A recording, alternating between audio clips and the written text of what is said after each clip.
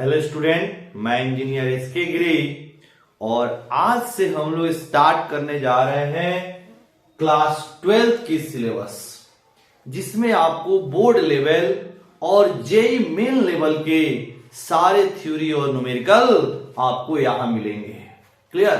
तो प्रिय स्टूडेंट, आप इसके लिए मेरे चैनल को सब्सक्राइब करें और ज्यादा से ज्यादा शेयर करें ताकि आपके जैसे दूसरे स्टूडेंट को भी इसका बेनिफिट मिल सके। इस चैनल से जुड़े रहिए, आपको क्लास 12 और जेई मेन लेवल तक के सारे थ्योरी और न्यूमेरिकल इस चैनल पे आपको मिलेंगे। क्लियर? तो चलिए स्टार्ट करते हैं। हम लोग क्लास 12 के पहली यूनिट इलेक्ट्रोस्टैटिक्स में हम आपको 5 टॉपिक पढ़ाएंगे। 5 टॉपिक का स्टडी करेंगे इस इलेक्ट्रोस्टैटिक्स के अंदर। इसमें हम आपको पहली topic electric charge,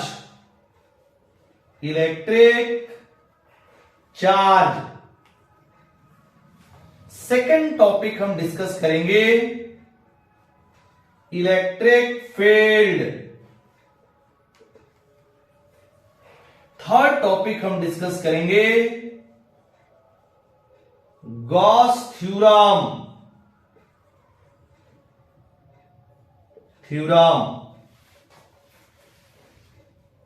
fourth topic हम डिस्कस करेंगे इलेक्ट्रिक पोटेंशियल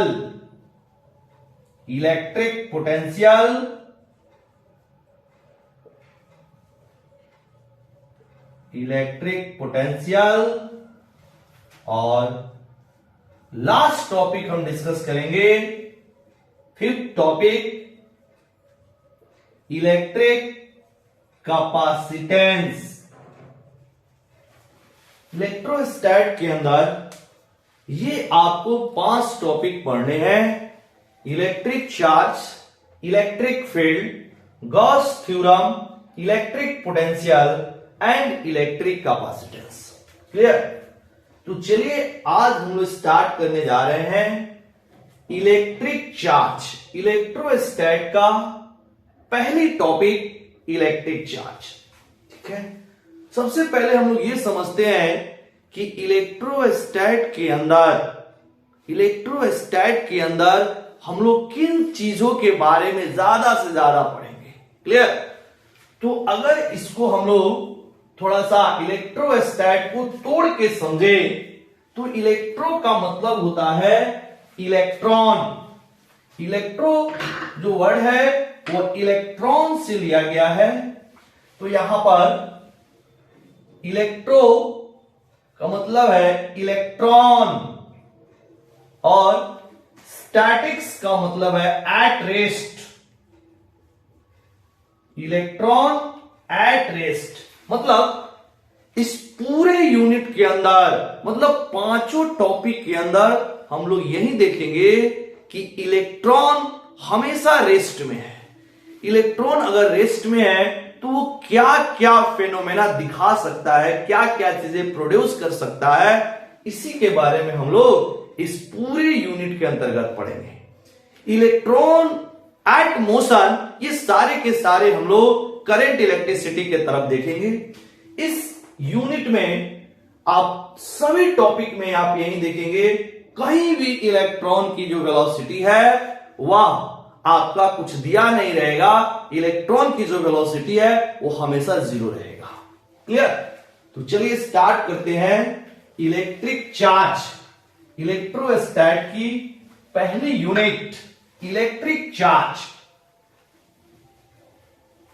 यहां पे लिखेंगे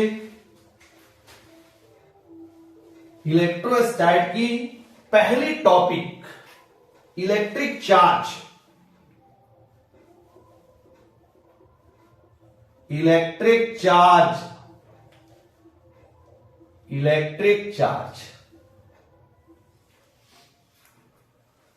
अब इलेक्ट्रिक चार्ज को हम लोग जरा डिफाइन करें।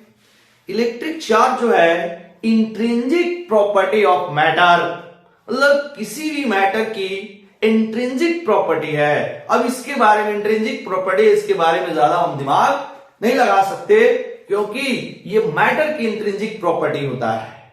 अब इस प्रॉपर्टी से होगा क्या कि अगर इस मैटर को किसी इलेक्ट्रिक फील्ड के अंदर रखेंगे तो यह एक फोर्स एक्सपीरियंस करेगा। This force is known as electrostatic force. Clear? तो यहां पे अगर हम लोग इसको डिफाइन करें तो यहां लिखेंगे electric charge is N intrinsic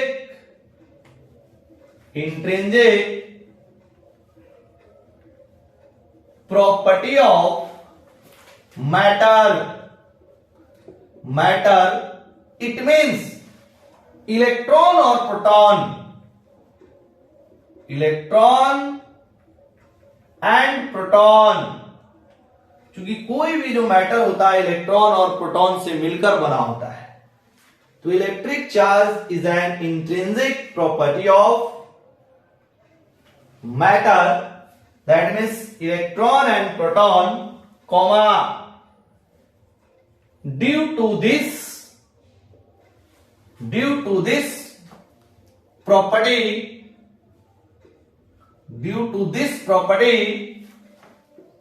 it experienced a force in an electric field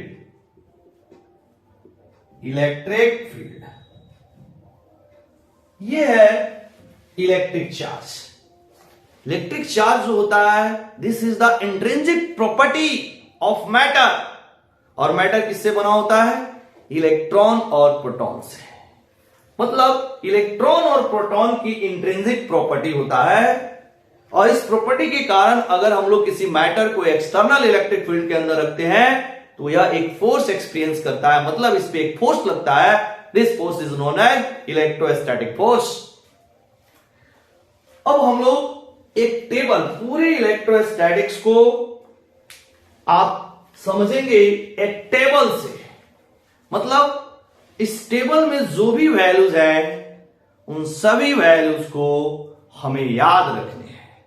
मतलब इलेक्ट्रॉन की मास क्या है, इलेक्ट्रॉन की चार्ज क्या है, इलेक्ट्रॉन की स्पेसिफिक चार्ज क्या है, प्रोटॉन की मास क्या है, प्रोटॉन की चार्ज क्या है, प्रोटॉन की स्पेसिफिक चार्ज क्या है। सिमिलरली न्यूट्रॉन की मास, न्यूट्रॉन की चार्ज, न्यूट्रॉन की स्पेसिफिक चार्ज। इसके अलावा एक और हम लोग पार्टिकल का डिस्कस करेंगे जिससे बहुत सारे क्वेश्चंस में अल्फा पार्टिकल के बारे में पूछा जाता है। तो अल्फा पार्टिकल का भी हम लोग यहां पर डिस्कस करेंगे। मतलब अल्फा पार्टिकल का चार्ज क्या होता है, अल्फा पार्टिकल का मास क्या होता है, अल्फा की जो स्पेसिफिक चार्ज है वो क्या होता है। क्लियर? तो इन सारी चीजों को हम लोग एक टेबल से देखेंगे। तो यहां पर हम एक टेबल लिख रहे हैं, इसको आप बिल्कुल याद रखेंगे। अगर इलेक्ट्रोस्टैट को अच्छे से समझना है, इसकी सारी न्यूमेरिकल करने हैं, ऑब्जेक्टिव करने हैं, तो ये जो टेबल है आपको काफी लाभदायक महसूस होगा। चलिए आप नोट्स बनाते रहिए। मतलब आपको इस चैनल पे पूरा कंप्लीट क्लास 12 और इवन जेई मेन लेवल के थ्योरी और न्यूमेरिकल मिलने वाले हैं। तो इसको सब्सक्राइब कर लेंगे और ज्यादा से ज्यादा अपने फ्रेंड सर्कल में इसको शेयर करेंगे जिससे बाकी को भी इसका फायदा मिले। क्लियर? चलिए यहां पे हम एक टेबल देखेंगे।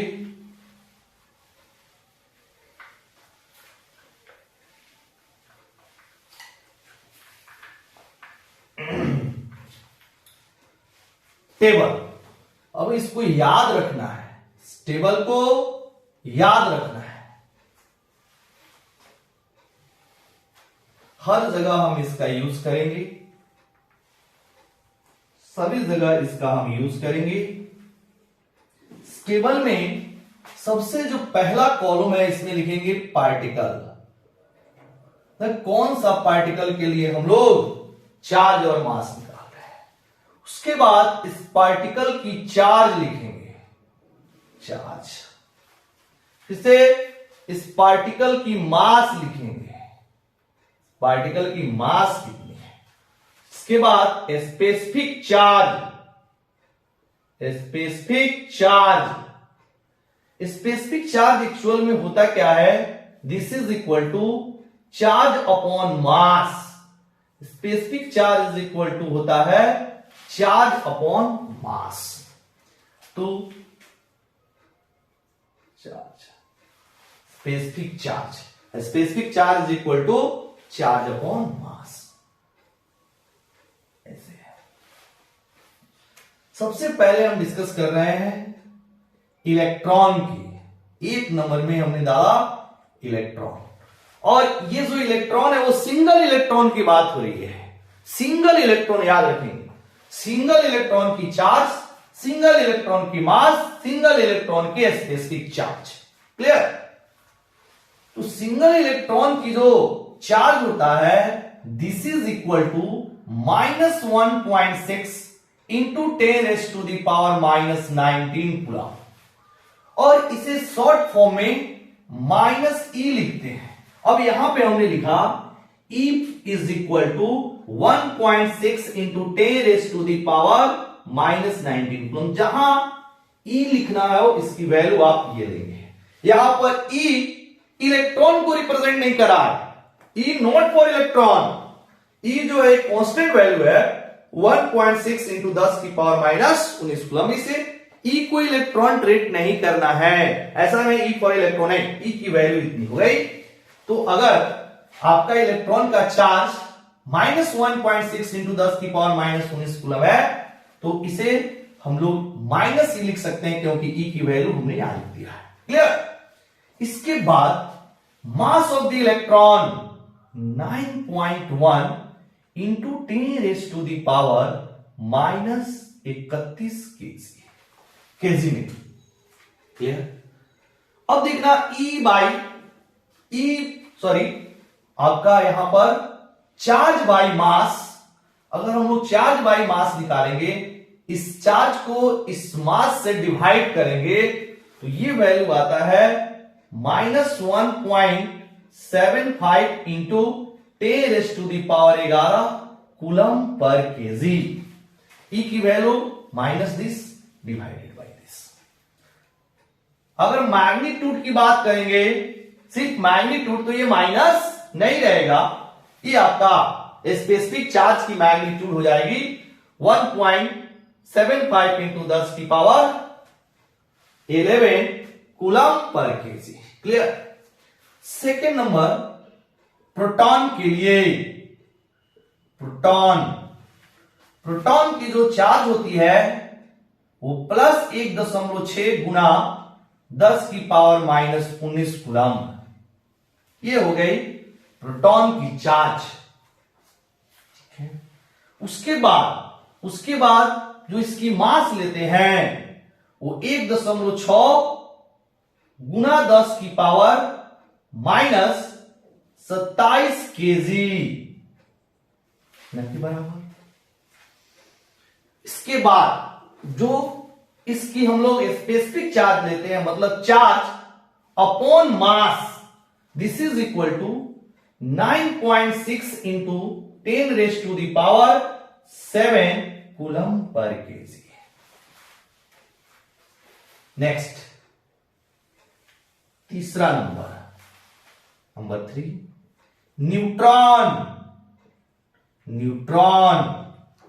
न्यूट्रॉन पे जो चार्ज होता है वो 0 होता है, और mass of neutron is near approx to mass of proton. मतलब mass of neutron is near approx to mass of proton, मतलब यहां पे सिंबल में एन का मतलब है बाबू मास ऑफ न्यूट्रॉन, और यहां पर एनपी का मतलब है mass of proton.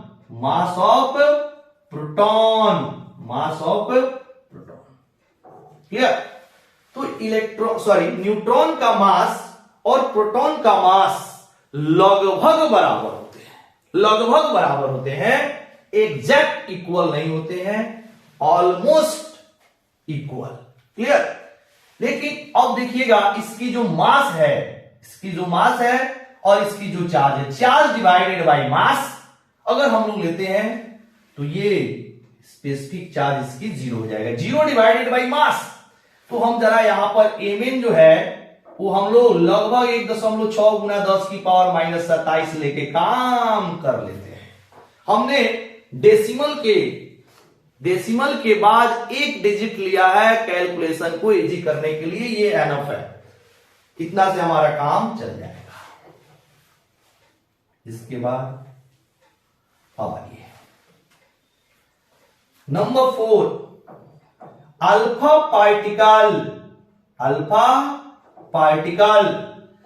Particle is also known as He nucleus, helium nucleus, He nucleus. Alpha particle is also known as helium nucleus. अब ध्यान दीजिएगा, अल्फा की जो चार्ज होती है वो प्रोटॉन के चार्ज का 2 टाइम्स होता है। तो अगर प्रोटॉन की चार्ज इतनी है, दैट इज इसको हम लोग प्लस ई भी लिख सकते हैं, प्लस ई, क्योंकि की वैल्यू इतनी है। तो जो अल्फा पार्टिकल की चार्ज होगी वो प्रोटॉन के चार्ज का 2 गुना होता है। इसका मतलब है कि +2 इंटू ई, क्योंकि प्रोटॉन की चार्ज प्लस ई है, उसका 2 टाइम्स +2e, मतलब 2 टाइम्स, यहां पे अगर लिखे 2 टाइम्स चार्ज ऑफ प्रोटॉन के चार्ज का 2 गुना +2। नेक्स्ट, जो इसकी मास होती है वह होता है 4 इंटू मास ऑफ प्रोटॉन, मतलब अल्फा का जो मास है M alpha is equal to 4 time mass of proton, 4 time mass of proton, मतलब M alpha is equal to 4 into 1.6 into 10⁻⁻27 KG, -27 ये हो गई। अब यहां पर एम अल्फा जो है मास ऑफ प्रोटॉन है, sorry mass of alpha particle है, ठीक है। यानी कि m alpha is equal to 4 times MP, मतलब मास ऑफ प्रोटॉन 4 और मास ऑफ प्रोटॉन इतना लिख देंगे, ये वैल्यू आ गई। अब देखना, अब इसमें हम लोग अगर E बाई एम निकाले, मतलब चार्ज डिवाइडेड बाय मास, तो देखिए कैसे निकालेंगे। अल्फा की चार्ज हो गई +2e और इसकी मास हो गई 4 इंटू मास ऑफ प्रोटॉन, मतलब यहां पर देखिएगा ये E बटा एम फॉर E बटा एमपी का जो मान है this divided by this is equal to this आया। ये क्या है? एमपी है, ये एमपी है, ये क्या है? एमई है। एमई मतलब मास ऑफ इलेक्ट्रॉन, चाहे तो यहां लिख सकते हैं आप, एमई बराबर हो जाएगा मास ऑफ इलेक्ट्रॉन। तो इसको हम लोग एमई बोल सकते हैं, this is equal to ME. इसको हम लोग बोल सकते हैं this is equal to MP, है कि नहीं? तो यहां पर E बटा MP is equal to this आया है।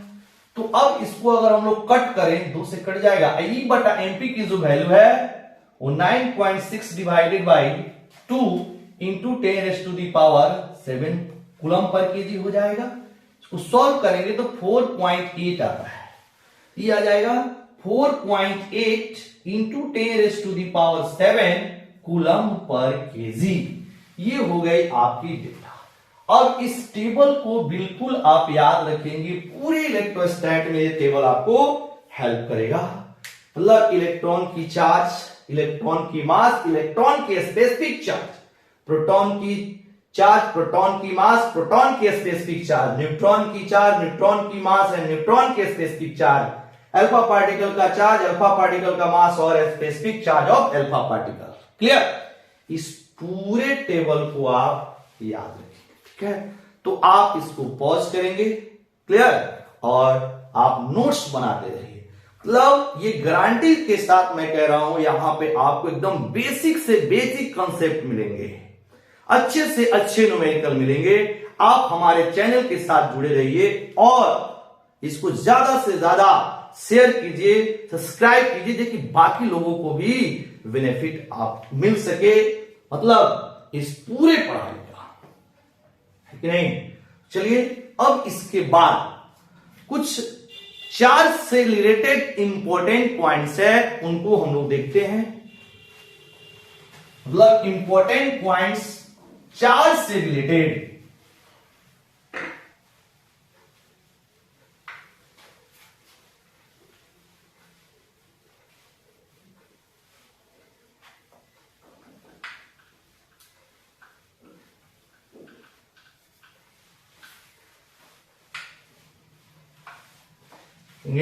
Important points.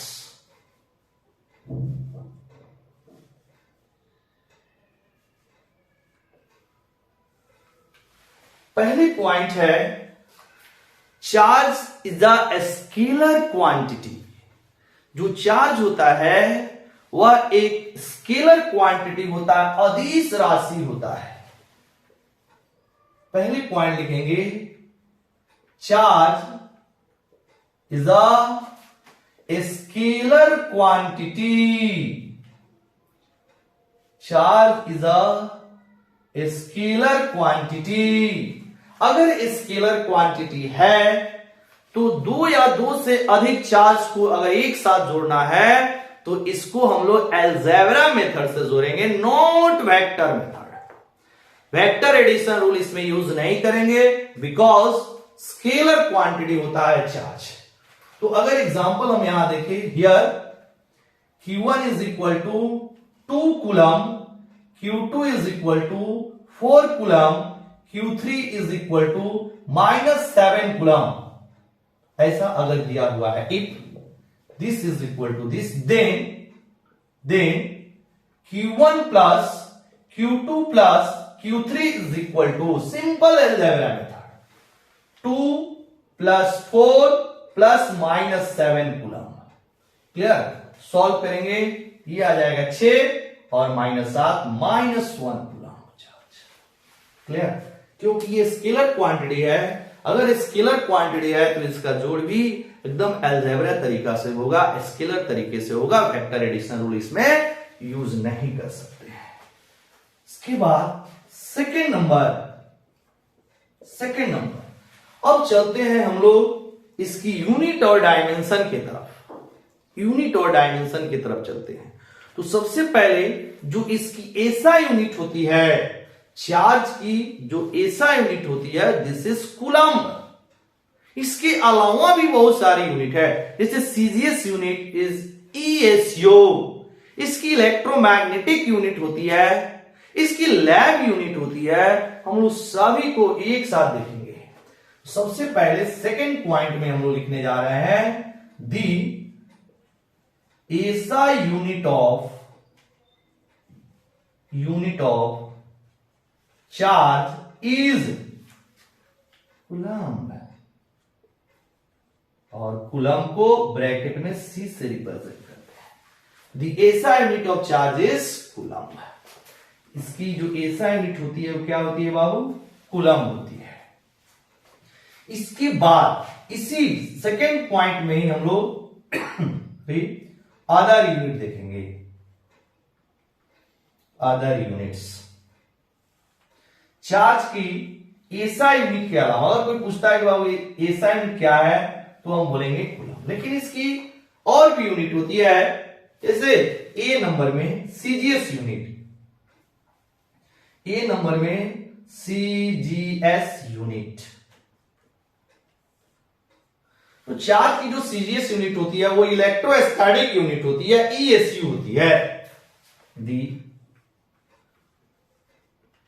CGS unit of charge is ESU, मतलब इलेक्ट्रोस्टैटिक्स यूनिट, सीजीएस यूनिट या इलेक्ट्रोस्टैटिक्स यूनिट, या इसको स्टैट कूलम भी बोलते हैं, स्टैट कूलम भी बोलते हैं। तो यहां से अगर हम लोग स्टैट कूलम या ईएसयू को अगर कूलम में रिप्रेजेंट करें तो क्या होगा, 1 ESU is equal to 1/3 into 10⁻⁹ coulomb. इस वैल्यू को हम लोग याद रखेंगे, इस वैल्यू को हम लोग याद रखेंगे। अगर हम लोग क्रॉस मल्टीप्लाई करें यहां से तो 1 coulomb is equal to 3 into 10⁻⁹ ESU आएगा। अगर यहां से आप क्रॉस मल्टीप्लाई करें, यहां से अगर आप क्रॉस मल्टीप्लाई करें तो ये आ जाएगा this 1 coulomb is equal to 3 into 10⁻⁹ ESU, या स्टैट कूलम, ESU बोलिए या स्टैट कूलम बोलिए, दोनों बातें की है। इसके अलावा इलेक्ट्रोमैग्नेटिक यूनिट भी होती है चार्ज की, EMU। आप पॉज करके नोट करते रहिए, इसके आगे हम लोग देखते हैं।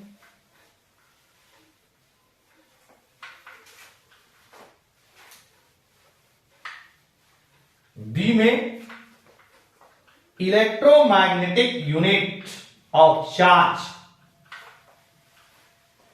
Number 3 electromagnetic unit EMU, electromagnetic unit EMU। अब अगर इस इलेक्ट्रोमैग्नेटिक यूनिट को कूलम से कंपेयर किया जाए तो एक इलेक्ट्रोमैग्नेटिक यूनिट बराबर 10 कूलम होते हैं। एक electromagnetic unit is equal to 10 coulomb, 10 coulomb. Number 4 lab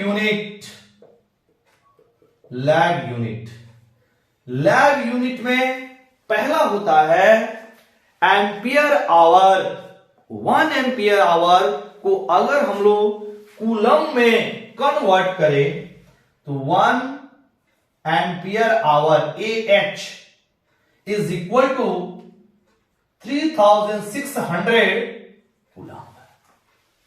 3600 coulomb. और AH का जो फुल फॉर्म है this is ampere hour. AH की जो फुल फॉर्म है एम्पियर आवर। तो ये लैब यूनिट होता है, मतलब लैबोरेटरी में ज्यादातर चार्ज की यूनिट जो हम लोग यूज करते हैं वो एम्पियर आवर यूज करते हैं। और 1 एम्पियर आवर को हम लोग को कूलम में कन्वर्ट करना है तो this is equal to 3600 coulomb. Second one is Faraday. तो 1 Faraday is equal to 96,500 coulomb. इसको ऐसे भी लिख सकते हैं शॉर्ट फॉर्म में, फेराडे को शॉर्ट फॉर्म में F से लिखते हैं। 1 Faraday is equal to 96,500 coulomb. तो ये है इसकी यूनिट। पहली यूनिट एसआई यूनिट, जिसमें मैक्सिमम जो क्वेश्चंस हम लोग करेंगे वो एसआई यूनिट में ही करेंगे।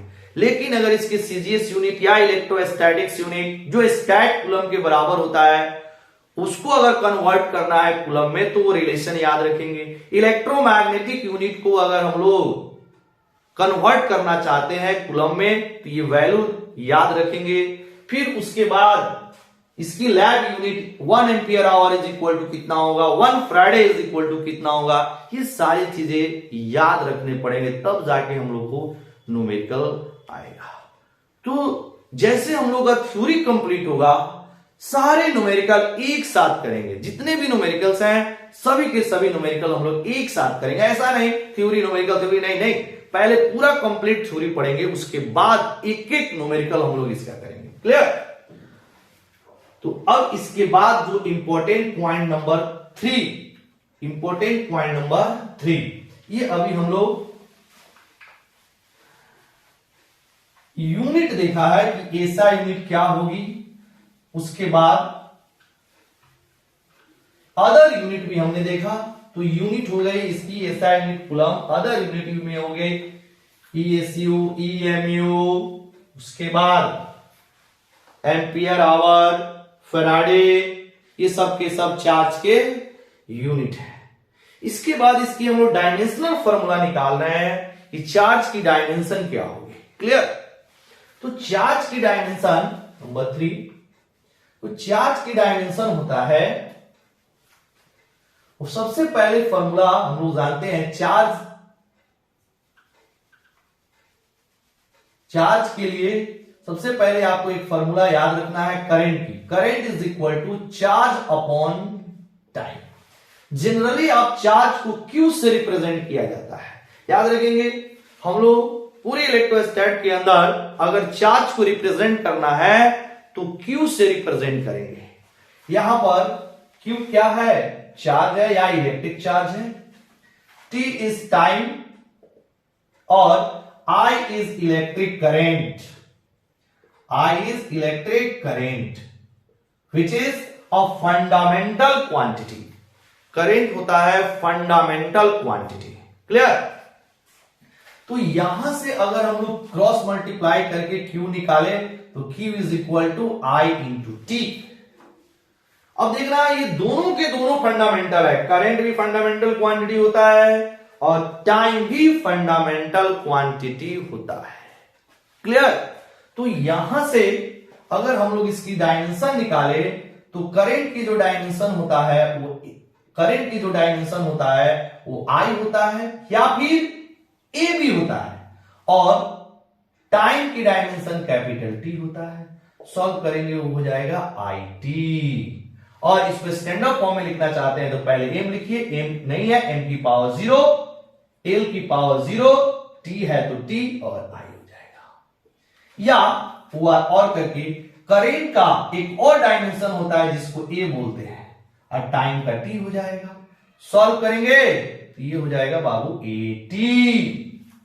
स्टैंडर्ड फॉर्म या और लिखिए standard form m0 l0 t into A।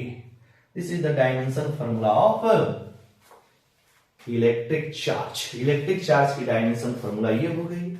आपने यूनिट पढ़ लिया, ये कैसी क्वांटिटी है वो आपने देख लिया। तो ये था बेसिक कॉन्सेप्ट ऑफ चार्ज की बेसिक कॉन्सेप्ट।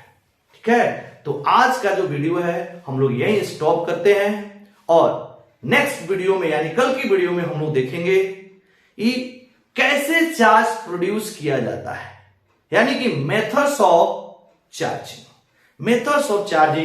मतलब आवेशन की विधियां, कैसे हम लोग आवेशित करते हैं किसी वस्तु को। क्लियर? Thank you. आप पढ़ते रहिए, ध्यान से पढ़ते रहिए। क्लास 12 की सारी थ्योरी और न्यूमेरिकल हम लोग करेंगे। क्लियर? Thank you.